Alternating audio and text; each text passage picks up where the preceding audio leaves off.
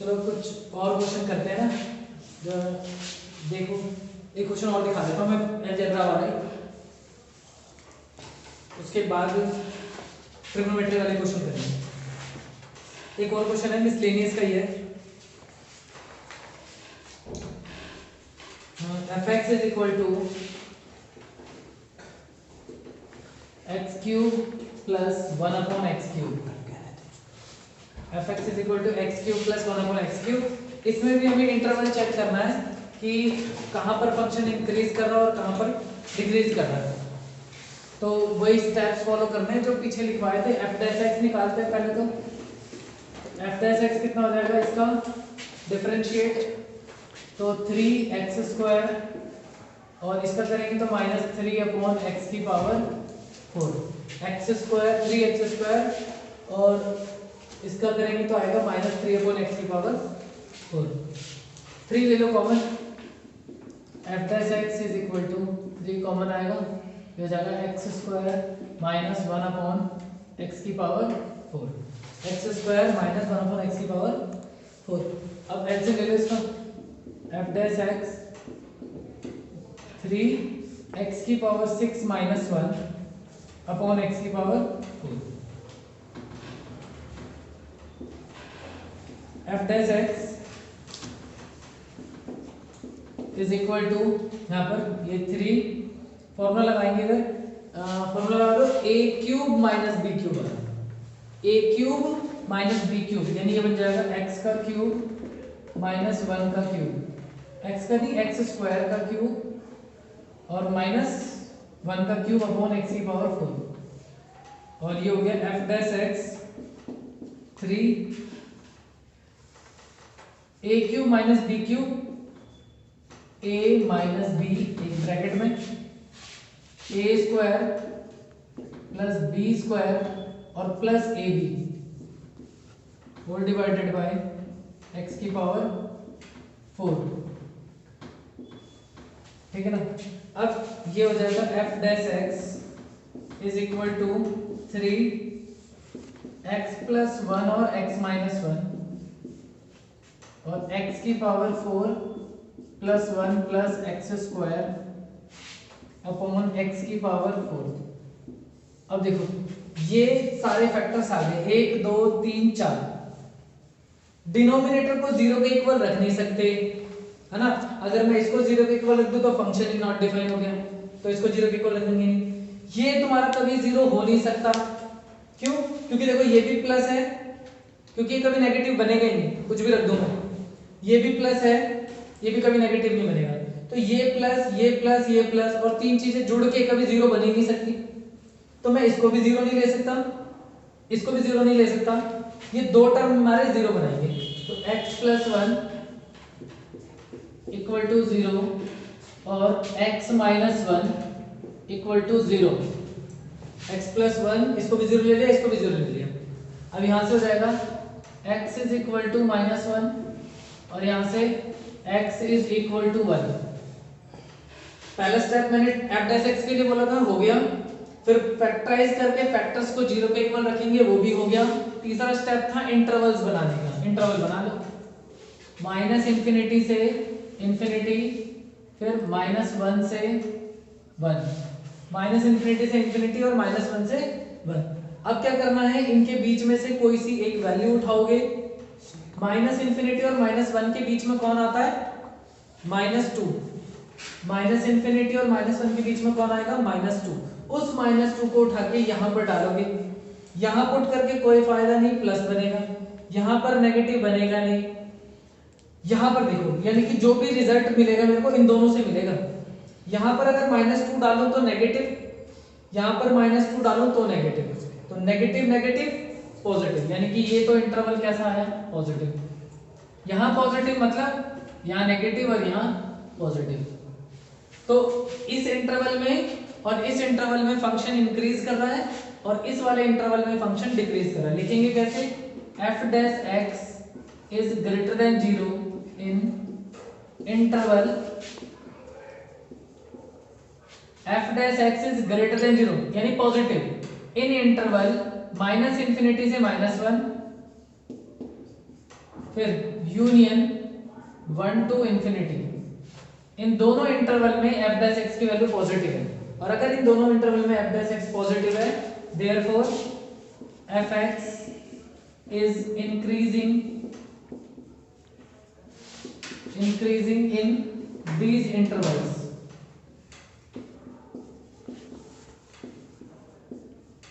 ठीक है ना। और उसके बाद इस वाले में नेगेटिव आ रहा है, यानी कि F dash x is less than 0 in interval -1 से 1, therefore F x is decreasing in this interval. ठीक है ना। तो ताकि कुछ क्वेश्चन हम ट्रिग्नोमेट्री के करते हैं ना, ये तो थे अलजेब्रा वाले। अलजेब्रा वाले में जो स्टेप्स हमने फॉलो करेंगे ना, वही हम ट्रिग्नोमेट्री में भी फॉलो करेंगे, लेकिन बस वही है, वहाँ एंगल निकालने में थोड़ी सी डिफिकल्टी आती है बच्चों को। देखो हम कोशिश करेंगे कि नहीं आए आगे से।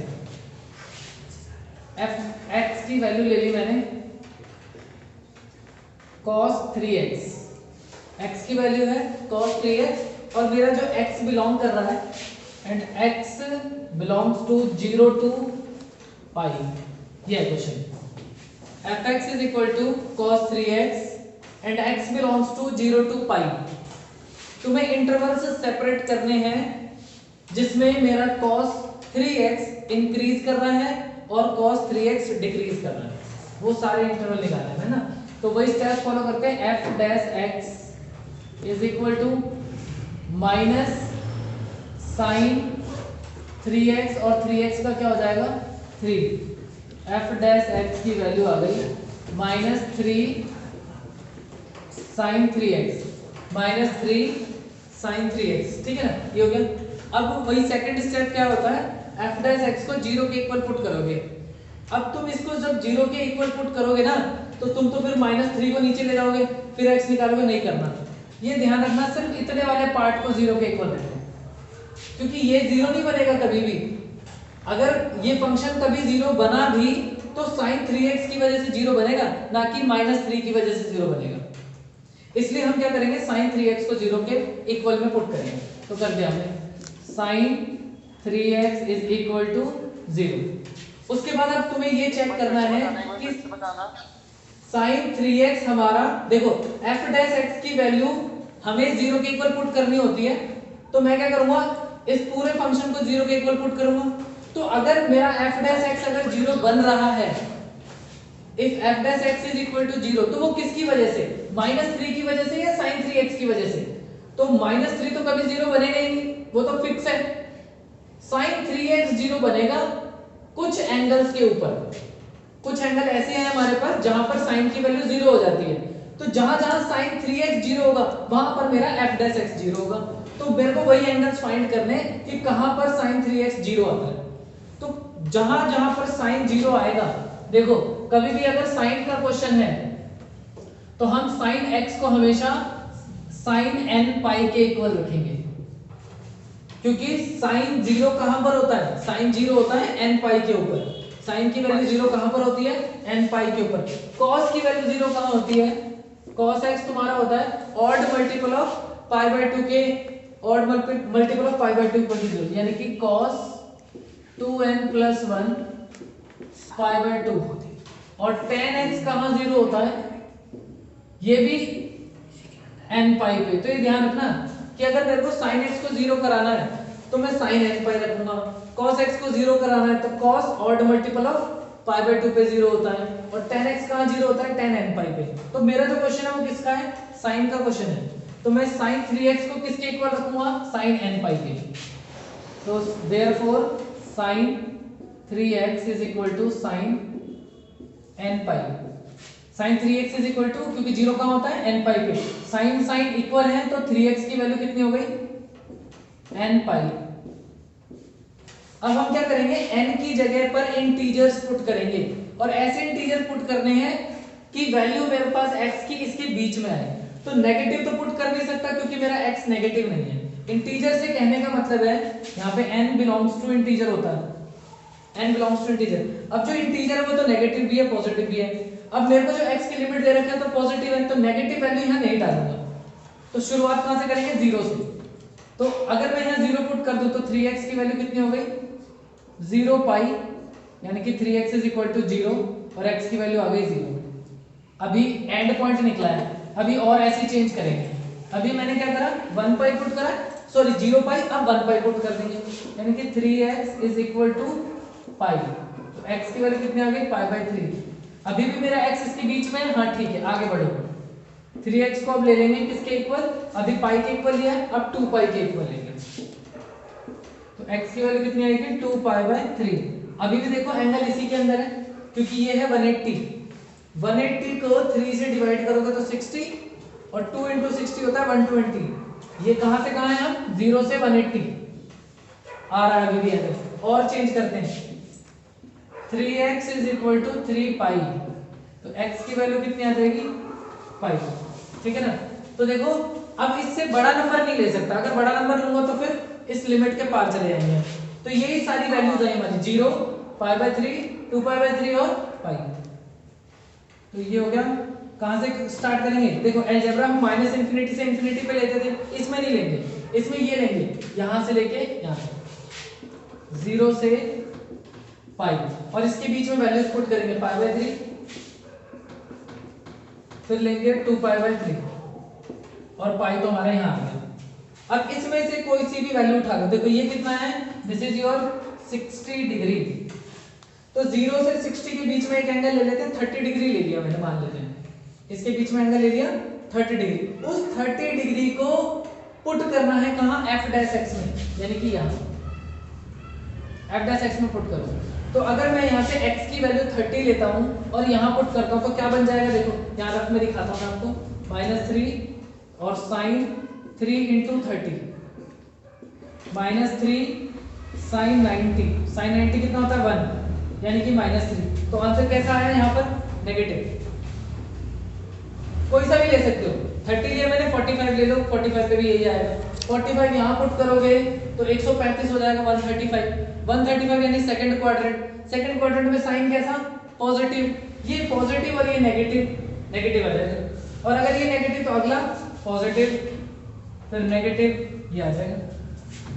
ठीक है, यानी कि इन दोनों इंटरवल में तो fx मेरा डिक्रीज करेगा और इस वाले इंटरवल में fx मेरा इंक्रीज करेगा। तो क्या लिखेंगे, f dash x is less than 0 इन कौन से इंटरवल्स में, 0 से पाई बाई 3, लेस देन 0 इन 0 से pi by 3 union 2 pi by 3 से पाई। Therefore fx is increasing, sorry less than or decreasing, sorry decreasing in these intervals। और यहां डिक्रीज करा और कहां इंक्रीज करेगा, इसके बीच में, क्योंकि यहां पर पॉजिटिव है। तो क्या लिखेंगे, f dash x is greater than 0 in pi by 3 से 2 pi by 3। Therefore fx is increasing in this interval।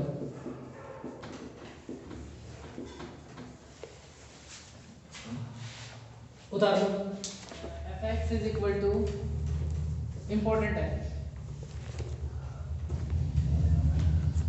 fx is equal to sin की पावर 4x प्लस cos की power 4x, where x belongs to 0 से पाई। x की value 0 से पाई के बीच में है। यहां पर भी वही करना है, इंटरवल सेपरेट करो, कहां फंक्शन इंक्रीज कर रहा है कहां डिक्रीज कर रहा है। बढ़िया क्वेश्चन है, पेपर में आता है ना। स्टेप्स वही फॉलो करनी है, लेकिन थोड़ी सी कैलकुलेशन इसकी थोड़ी ध्यान रखना। f dash x is equal to, differentiate करेंगे पहले पावर का, तो 4 साइन क्यूब x, अब साइन का करेंगे तो cos x, अब प्लस इसका करेंगे तो पावर का पहले 4 cos क्यूब x और cos x का करेंगे तो माइनस साइन x, यानी कि कुछ ऐसा बच गया f dash x is equal to 4 sine cube x cos x और minus 4 cos cube x sine x। ठीक है ना, f डैश x की वैल्यू होगी 4 sine cube x cos x minus 4 cos cube x sine x। अब इसको कर लो थोड़ा फैक्टराइज यहीं पर, f dash x is equal to 4 sine x common आ जाएगा और cos x कॉमन आ जाएगा। अगर 4 sine x cos x common ले ले तो यहां से बचेगा साइन स्क्वायर x और यहां से बचेगा माइनस cos स्क्वायर x। अब देखो एक फॉर्मूला हमारा यहां बनेगा और एक फॉर्मूला यहां बनेगा। यहां ये 4 sin x cos x है, इसको लिख लेते हैं 2 into 2 sin x cos x, 2 into 2 sin x और cos x। ठीक है, और ये कोई फॉर्मूला नहीं होता, लेकिन अगर यही ऐसा होता cos square x minus sin square x तो फिर बन जाता फॉर्मूला cos 2x का। तो एक काम करते हैं, यहां से ले लो माइनस कॉमन, इस ब्रैकेट से माइनस ले लो कॉमन और बाहर लगा दो इसे, यानी कि यहां लगा दिया। इसको तो लिखा 2 into 2 sin x cos x, यहां भी फॉर्मूला बनाया हमने, यहां से माइनस कॉमन लिया, यहां भी एक फॉर्मूला बना दिया। क्या बना दिया? cos square x minus sin square x minus 2, ये बन गया sin 2x का फॉर्मूला और ये बन गया cos 2x का फॉर्मूला, है ना। 2 sin x cos x होता है sin 2x और cos square x minus cos square x minus sin square x, sorry वो चेंज करना, यहां से माइनस कॉमन लोगे, ये आगे आ जाएगा, ये पीछे चला जाएगा, ये माइनस हो जाएगा, ये प्लस हो जाएगा। ठीक है ना, ये बन गया cos 2x का फॉर्मूला और ये हो गया sin 2x का फॉर्मूला। अब देखो 2 sin थीटा cos थीटा, फिर से एंगल डबल कर देंगे, यानी कि माइनस sin 4x। अब हमें एंगल निकालना है। इतना सिंपलीफाई करने के बाद अब फिर से साइन वाला क्वेश्चन है, तो बताया मैंने साइन में किसके इक्वल रखेंगे, पहले तो इसको 0 के इक्वल रख दो, sin 4x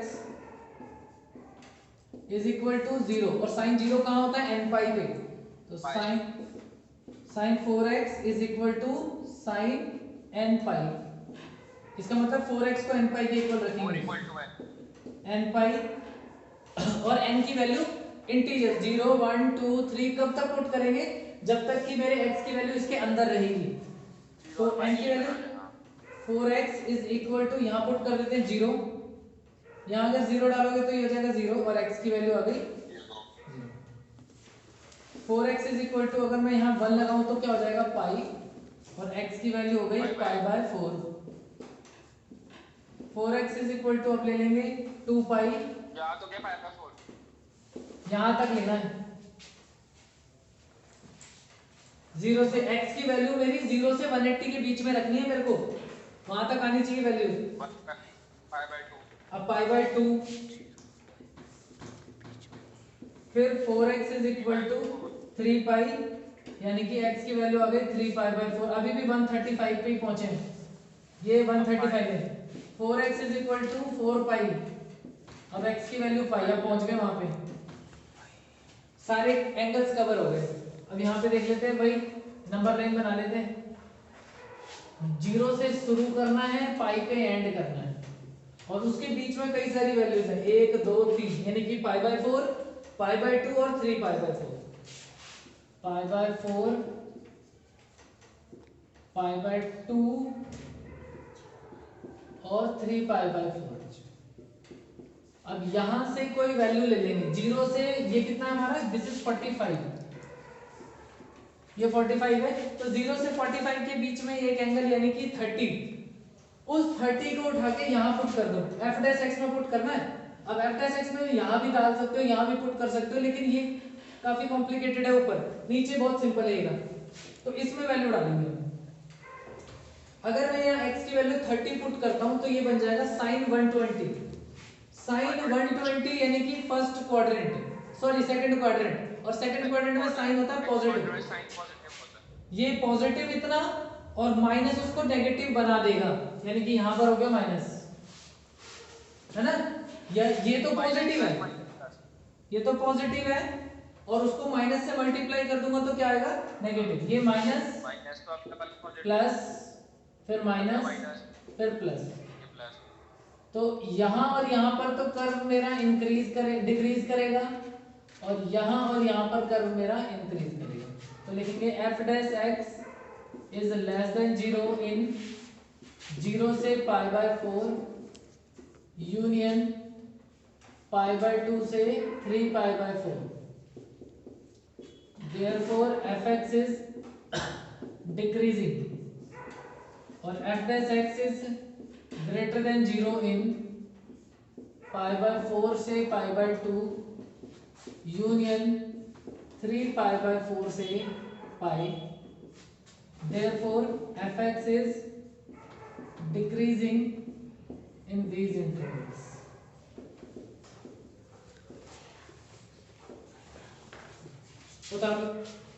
क्वेश्चन देखो, fx is equal to sin x minus cos x and x कहां से कहां तक है, x belongs to, ये भी 0 से पाई, 0 से पाई तक ये बिलोंग कर रहा है। यहाँ पर भी फंक्शन को चेक करना है कहाँ इंक्रीज करेगा कहाँ डिक्रीज करेगा। अच्छा क्वेश्चन ये एनसीईआरटी का ये भी एग्जांपल है।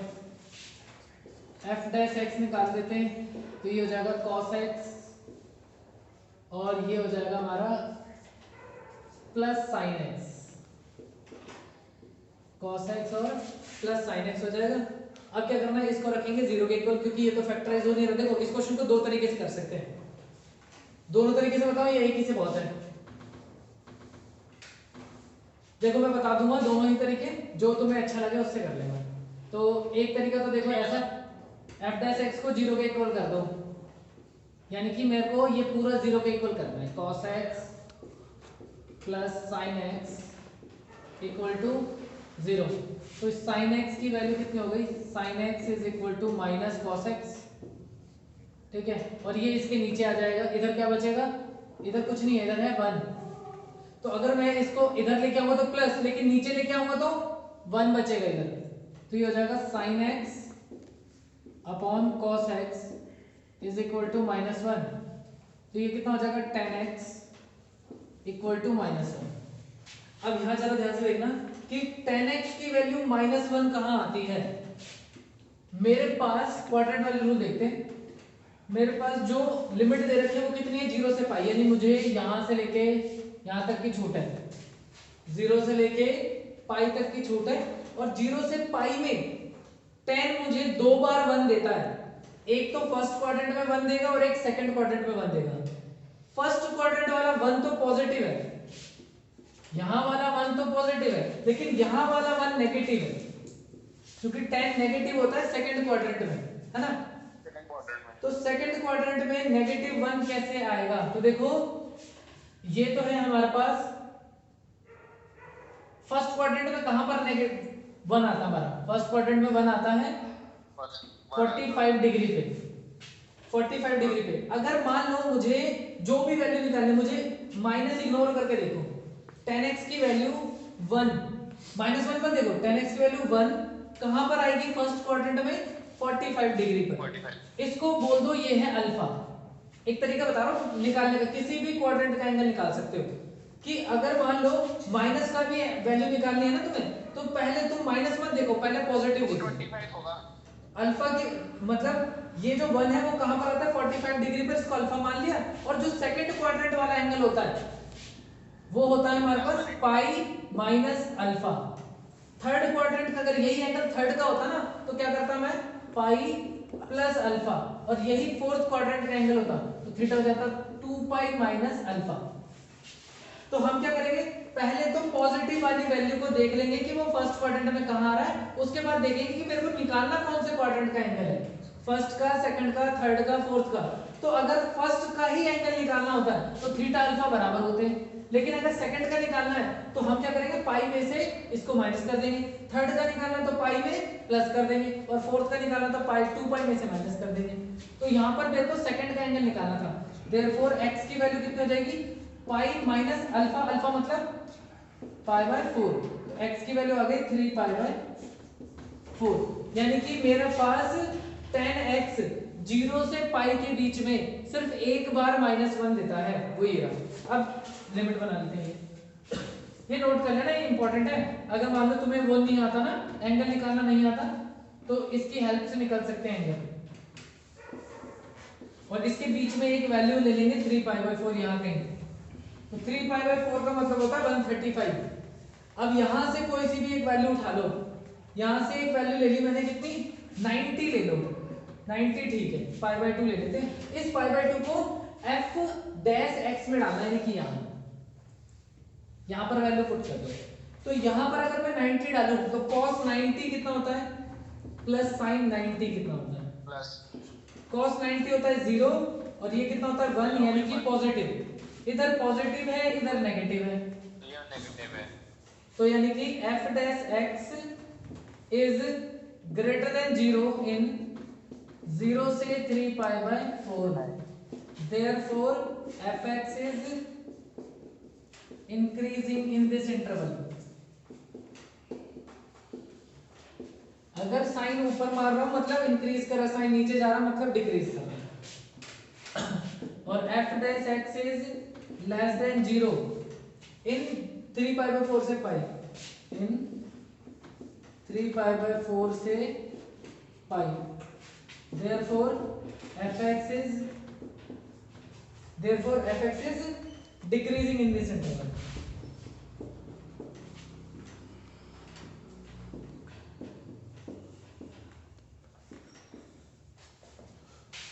ठीक है, उतार लो।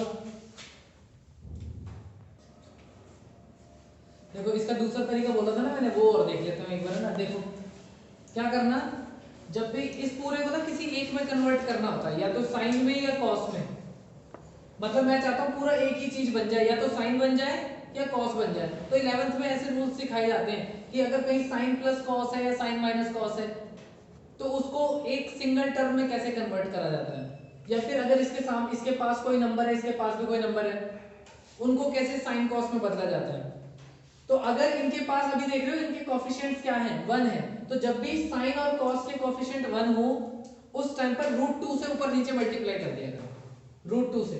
तो √2 ऊपर वाला जो √2 है ना उसको तो बाहर रखो, और जो नीचे वाला √2 है उसको अंदर से मल्टीप्लाई कर दो, 1/√2 cos x प्लस इसमें भी 1/√2 sin x, ऐसे इज इक्वल टू 0। ये हो जाएगा 1/√2 से ऊपर मल्टीप्लाई कर दिया, नीचे मल्टीप्लाई करा। अब क्या करो, ये जो टर्म है हमारा, इसमें क्या करना, अगर मेरे को साइन में बदलना है तो देखो मैं ये फॉर्मूला यूज करूंगा, sin a cos b plus cos a sin b is equal to sin a plus b। यानी कि देखो अगर इतना बड़ा टर्म मेरे पास इस फॉर्म में अगर लिखा हुआ है, तो मैं उसको सिंगली साइन में भी कन्वर्ट कर सकता हूं ऐसे। तो कहने का मतलब है कि cos के साथ साइन होना चाहिए और साइन के साथ cos होना चाहिए। तो देखो इस cos के साथ इसको मैं साइन में कन्वर्ट कर दूंगा, cos के साथ वाले को साइन में कन्वर्ट करूं, तो साइन के टेबल में 1/√2 कहां था, 45 पे, तो ये हो जाएगा sin 45। ठीक है, तो हम इसको लिख देंगे sin 1√2 sin 45 cos x plus, और इसको लिखेंगे, इसको साइन के साथ वाले को cos में देखोगे तो cos में भी देखो ये 45 पे ही होता है, cos π/4 sin x equal to 0। अब देखो क्या बना ये, sin a cos b plus cos a sin b, sin a plus b, sin a plus b equal to 0। तो देखो इस पूरे दो जो टर्म थे साइन और कॉस, उसको मैंने सिर्फ साइन में बदल दिया। अब क्या करना है, इस वाले पार्ट को 0 के इक्वल रख दो, तो sin π/4 plus x equal to 0, और sin 0 का मतलब sin n पाई, तो π/4 plus x is equal to किसके इक्वल हो जाएगा, n पाई की। एंगल को एंगल के इक्वल कर दिया। अब यहां से क्या करना, n की वैल्यू पुट करनी है, एक बार 0 पुट करो, n की वैल्यू अगर 0 पुट कर दूं तो कितना हो जाएगा, n इक्वल टू 0, तो x की वैल्यू आ जाएगी हमारे पास माइनस पाई बाय 4, ये तो पूरा हो जाएगा 0 और ये इधर क्या तो माइनस पाई बाय 4 और माइनस पाई बाय 4 तो लेना ही नहीं है, इसका मतलब मैं 0 नहीं पुट कर रहा हूँ, कुछ और पुट करूँ। अगर मैं यहाँ 1 पुट कर दूं तो n की वैल्यू अगर मैं 1 पुट करूं तो क्या आ जाएगा x is equal to pi minus pi by 4, तो x की वैल्यू कितनी है 3 पाई बाय 4, ये यानी एक्सेप्टेबल है। अब n की वैल्यू 2 पुट करके देखो क्या आता है, यानी कि pi by 4 plus x is equal to 2 pi, और पाई बाय 4 को उधर ले जाओ तो x is equal to 2 pi minus pi by 4 और x की वैल्यू आ जाएगी 7 पाई बाय 4। अब ये देखो ये इसके पार निकल गया, ये तो 180 डिग्री है सिर्फ, और ये कितना आ गया 45 इंटू 7, 45 इंटू 7 देखो ज्यादा हो जाएगा, 45 इंटू 7 315, 315, ये तो बहुत ज्यादा हो गया 180 से ना, इसका मतलब ये भी नहीं लेंगे, सिर्फ एक ही एंगल निकला हमारा कितना 3 पाई बाय 4, तो हम इसके यूज से करेंगे, सिर्फ ये भी नहीं लेंगे, ठीक है। अब जो इंटरवल दे रखे हैं वो बना लो, ये 0 ये पाई और इसके बीच में क्या लगा देंगे 3 पाई बाय 4। अब यहां से एक नंबर उठा लो कोई सा भी, यहां से एक नंबर उठा लेंगे, फिर वही उठा लो 90 ले लो, 90 को कहां पुट कर दो, इस बार तुम 90 यहां भी पुट कर सकते हो और यहां भी, क्योंकि इस बार मैंने इसी को चेंज कर दिया ऐसा, पिछली बार क्या हुआ था मैं cos को उठा के उधर ले गया या sin को जो भी था, फिर उसको नीचे लेके आया, यानी कि हमने इसके साथ इसके आगे पीछे करा हमने, है ना, चेंज कर दिया था। लेकिन इस बार हमने इसको चेंज नहीं करा, उस साइड लेके नहीं गए कुछ भी, सब एक ही साइड पे था, इसलिए हम यहाँ पर भी वैल्यू पुट कर सकते हैं इस बार, ठीक है ना, इसमें भी वैल्यू पुट कर सकते हो और यहाँ भी। अगर मान लो मैं यहाँ वैल्यू पुट करता हूँ 90, तो क्या हो जाएगा, तो pi by 4 plus 90 is equal to कितना आ जाएगा हमारा 135, और साइन 135 कितना होता है पॉजिटिव, और अगर ये पॉजिटिव है और ये भी पॉजिटिव है तो रिजल्ट कैसा है यहाँ पर पॉजिटिव, और यहाँ कैसा है नेगेटिव, यानी कि यहाँ इंक्रीज करेगा यहाँ डिक्रीज करेगा, ठीक है ना।